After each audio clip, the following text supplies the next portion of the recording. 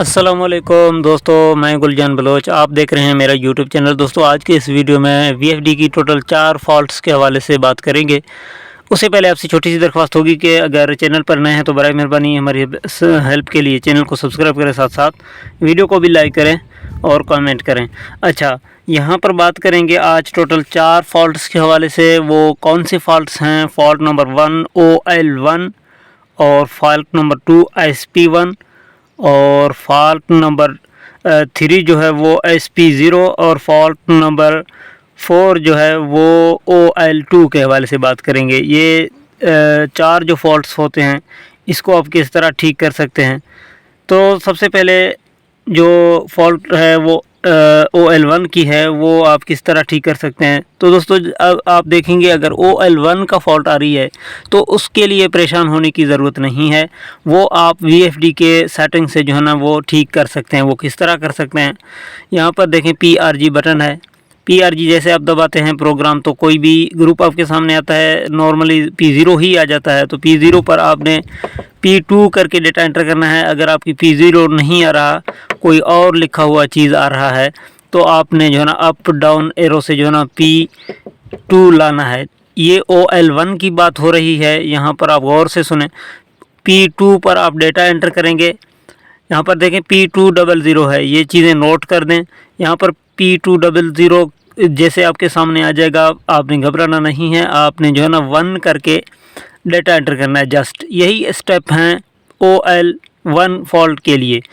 P201 हो गया है आपके सामने, यहाँ पर आप डेटा एंटर करें। यहाँ पर आप जो भी वैल्यू सेट पाएंगे ना, यानी कि OL1 का आपको सामना है। आप P201 में पहुँच गए हैं, आपने अंदर देखा, ये आपकी मोटर रेटेड किलोवाट हैं। जो भी आप यहाँ पर सेट पाएंगे ना, नॉर्मली आसान तरीका है, आसानी से मैं आपको समझाऊँ। 4 किलोवाट यहाँ पर ज़्यादा करें, यानी कि आपकी रिक्वायर्ड किलोवाट जो है ना वो कम पड़ रहे हैं। अब मेरा 7.5 था तो 4 मैं यहाँ पर बढ़ा रहा हूँ तो 11.5 हो गया है। अगर अब मुझे यहाँ पर इस VFD पर OL1 का सामना होता तो यही 4 किलोवाट बढ़ाने से मेरा मसला जो है वो सॉल्व होना है, यानी कि ठीक होना है। अच्छा, ये बात आपकी समझ में आ गई है। 4 किलोवाट ज़्यादा करके यहाँ पर आप डेटा एंटर कर देंगे, बस ये P201 की सेटिंग आपकी यानी कि सेट हो गई है। 4 किलोवाट आपने बढ़ा दिए हैं।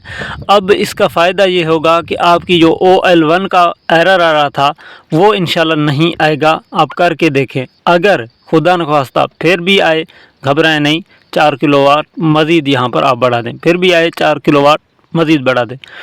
इसको आप 20 तक कर सकते हैं। अगर 20 तक करने से भी आपकी OL1 का फॉल्ट आ रहा है तो फिर आपकी मोटर में या आपकी VFD में कोई इशू होगी। नॉर्मली ऐसा होता कभी भी नहीं है, ये एक मैं खदशे की बात कर रहा हूँ।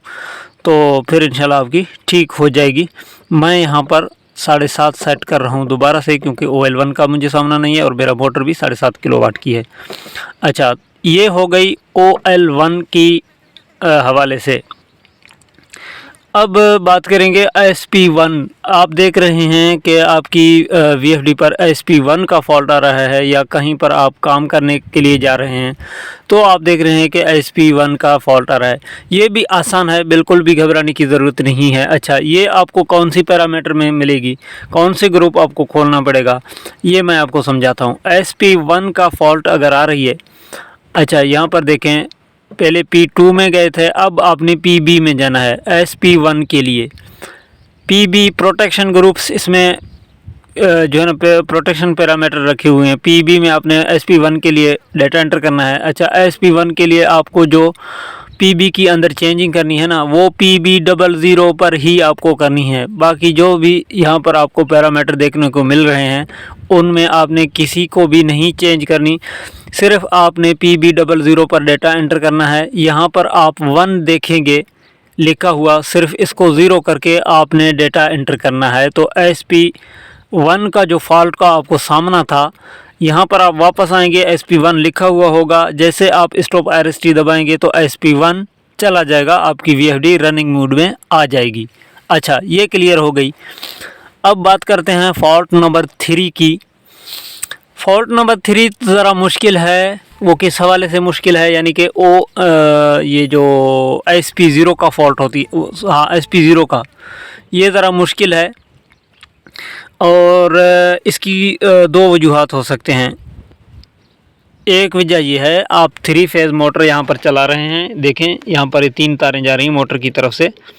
अगर आप 3 फेज़ मोटर चला रहे हैं, SP0 का आपको सामना है, फिर आपने इन्वर्टर की सेटिंग में कुछ भी नहीं करनी, ये बातें याद रखें। अगर 3 फेज़ आप चला रहे हैं, आउटपुट में मोटर हो, कोई चीज़ हो, 3 फेज़ है, तो आपने प्रोग्राम में कुछ नहीं करनी, वो आपने अपने फेज़ चेक करने हैं। यानी कि ये 3 तारें जा रही हैं ना, फिर एक इसमें से नाकारा होगा, या तो VFD के अंदर यहाँ पर नाकारा होगा, लाइन कोई कट गई होगी, या टैंक के जो है ना वो ख़राब हो गए होंगे, या आपकी मोटर तक जाने से पहले केबल कहीं पर जो है ना वो एक तार टूटी हुई होगी, या मोटर के अंदर भी वाइंडिंग में भी इशू आ सकता है। यानी कि इसका मतलब ये है कि फिर आपकी पावर जो है ना वो 2 तारों में जा रही है मोटर तक, और एक तार आपकी काम नहीं कर रहा, तो वो आपको ठीक करना लाजम होगा। अदरवाइज़ अगर सेटिंग में बंद करके आप चलाएंगे ना इसकी प्रोटेक्शन को, तो आपकी मोटर का नुकसान होगा, आपका केबल भी जल सकता है।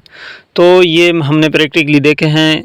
अगर यहाँ पर हमने देखे हैं कि अगर ये एक तार काम नहीं कर रहा हो और सेटिंग में वो ऑप्शन ही बंद हो, तो VFD ट्रिप नहीं होता, SP0 का फॉल्ट नहीं देता, लेकिन मोटर नहीं चलता और केबल इंतहाई गर्म होती है, और वाइंडिंग में भी जलने का मोटर को भी ख़तरा होगा। अच्छा, अब दूसरी सूरत इसका ये है कि आपने यहाँ पर 2 तारें निकाली हुई हैं, सिर्फ आपने सिंगल फेज़ चीज़ें चलाने के लिए, यानी ड्रिलिंग मशीन हुई, कोई भी जो है ना ऐसी चीज़ है, टोका मशीन हुआ, तो सिर्फ 2 तारों पर चलती है। फिर ज़ाहिर बात है आउटपुट फेस फेलर है, तो आपको SP0 का सामना करना पड़ता है। तो ये इसके लिए फिर आपने PB की सेटिंग ओपन करनी है, इस तरह प्रोग्राम में जाना है, प्रोग्राम में PB को ढूंढ कर लाना है, PB पर आपने डेटा एंटर करना है। SP0 के लिए जो पैरामीटर आपने PB की चेंज करनी है वो PB01 की करनी है। अच्छा, यहाँ पर देखें PB01, ये आप देखेंगे अंदर 1 लिखा हुआ होगा, इसको आप 0 करके डेटा एंटर करेंगे तो सिंगल फेज 2 तारों वाली जो चीज़ आप चला रहे हैं ना, उसके ऊपर तो SP0 का फॉल्ट आपको नहीं मिलेगा, वो हल हो जाएगा। अच्छा, यहाँ पर हिदायत की बात यह है, यहाँ पर एहतियात ये करें कि अगर देखें मैं यहाँ पर सिंगल फेज़ नहीं चला रहा, 3 फेज़ चला रहा हूँ मोटर। अच्छा, अब अगर SP0 का फॉल्ट आ रहा है, फिर तो कान पकड़ कर तौबा करें इसको चेंज करने के लिए, यानी कि PB01 को कभी किसी सूरत में भी 0 ना करें, और SP0 जो का फॉल्ट जो आ रहा है तो इसको हमेशा 1 रखें। 3 फेज़ मोटर की बात कर रहा हूँ। अच्छा, 2 फेज़ मोटर जो होती है, यानी कि 2 तारों वाली, सिर्फ 2 तारों वाली जो चीज़ें होती हैं, तो खुशी खुशी यहाँ पर 0 करके चलाएं, कोई टेंशन नहीं।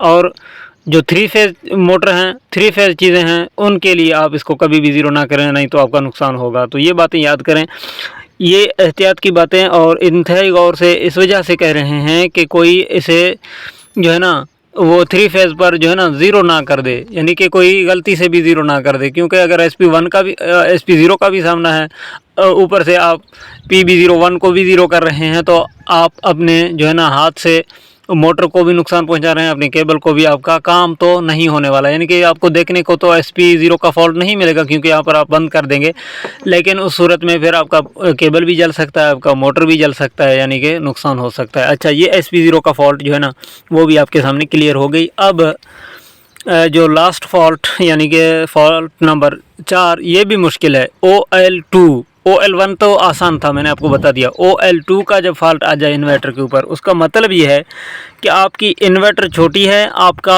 आउटपुट में जो चीज़ लगी हुई है वो बड़ी है।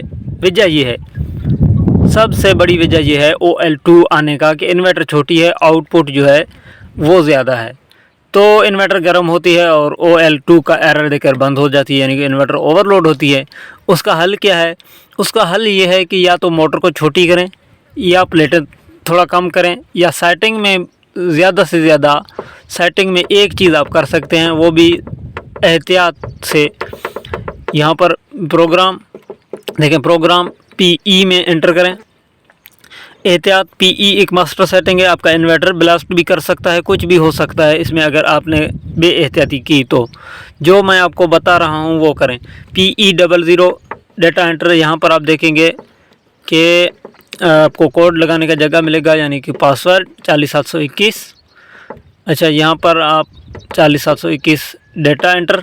अच्छा, PE01 आ गया। अब OL2 के लिए आपने कौन सी पैरामीटर में चेंजिंग करनी है? ट्राई के तौर पर अगर छोड़ जाए, यानी कि आपका VFD सही हो जाए इस सेटिंग से जो मैं बता रहा हूँ, तो वेल एंड गुड। अगर नहीं हुआ तो इन्वर्टर की रिपेयर करें, कैपेसिटर बड़ी लगाएं या इन्वर्टर की कैपेसिटी जो है ना वो बढ़ा दें, या फिर नया इन्वर्टर बड़ा लगा लें। अच्छा, यहाँ पर PE02 में आपने चेंजिंग करनी है थोड़ी सी। यहाँ पर आउटपुट किलोवाट यहाँ पर रखे हुए हैं। आप यहाँ पर देखेंगे नॉर्मली 15-18 का जो इन्वर्टर है वो आप 8 पर सेट किए हुए देखेंगे, 9 पर किए देखेंगे। इससे ज़्यादा तो हरगिज़ नहीं करनी, यानी कि अगर 9 से आप ज़्यादा करेंगे, 15-18 का इन्वर्टर का मैं मिसाल दे रहा हूँ, मैं बड़ी इन्वर्टर की बात नहीं कर रहा, वो आप यहाँ पर आपको 11-12 तक जो है ना मिलेंगे। लेकिन 15-18 का जो इन्वर्टर है वो 9 से ज़्यादा हरगिज़ नहीं करनी, यानी कि उसी सूरत में आपकी इन्वर्टर हीट अप हो जाएगी, आपकी कैपेसिटर जो है वो फट सकते हैं।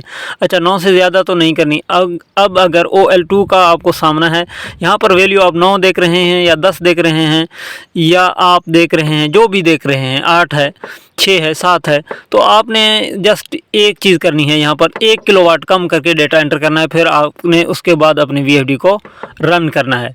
अच्छा, उसके बाद भी आप देखेंगे कि आपका OL2 का एरर आ रहा है। अगर यहाँ पर आप ज़्यादा वैल्यू सेट पा रहे हैं, यानी कि 11 या 10 या 9, तो उस सूरत में आपको 1 किलोवाट मज़ीद कम करने की गुंजाइश मिलेगी। ये बातें गौर से सुने, यानी कि मैं ये कहना चाह रहा हूँ कि अगर यहाँ पर वैल्यू आप 9 पा रहे हैं लिखा हुआ पहले, तो इसको 2 किलोवाट आप कम कर सकते हैं, यानी कि 07 पर कर सकते हैं। हाँ, अगर यहाँ पर आप पहले से ही 6 लिखा हुआ देख रहे हैं या 7 लिखा हुआ देख रहे हैं, यहाँ पर 2 नहीं कम कर सकते आपने। अब 7 है तो मैंने जैसे कि मिसाल के तौर पर 6 करके एंटर किया, फिर भी OL2 का फॉल्ट आ रहा है, तो मैं इन्वर्टर की रिपेयरिंग करूँगा। बाद ये PE की जो 2 नंबर वाली ग्रुप है PE02 की, इसमें मज़ीद मैं कमी नहीं कर सकता, क्योंकि इसमें फिर कैपेसिटर पर लोड पड़ सकता है, आपके इन्वर्टर का नुकसान हो सकता है। तो यहाँ तक जो है ना अब आपको बात समझ आना चाहिए कि यहाँ पर 2 से 1 किलोवाट कम करेंगे तो OL2 का फॉल्ट आपका इन्वर्टर छोड़ सकता है। अगर फिर भी नहीं छोड़ रहा तो आपने अपनी इन्वर्टर की रिपेयरिंग करनी है। ये 4 अहम जो फॉल्ट्स थे मैंने आपके सामने रखे हैं। उम्मीद करता हूँ इन्हीं सेटिंग में आपको इन्हीं 4 फॉल्ट्स का जो है तरीका मिल गया होगा। आपकी इन्वर्टर अगर सही वर्क करने लगा है इन सेटिंग्स के बाद, तो आपने कमेंट के अंदर अप्रिशिएट ज़रूर करनी है और हमारी सपोर्ट करनी है। तो आज की वीडियो में इतना ही। अपना बहुत सारा ख्याल रखें, इजाज़त दें, अल्लाह हाफ़िज़।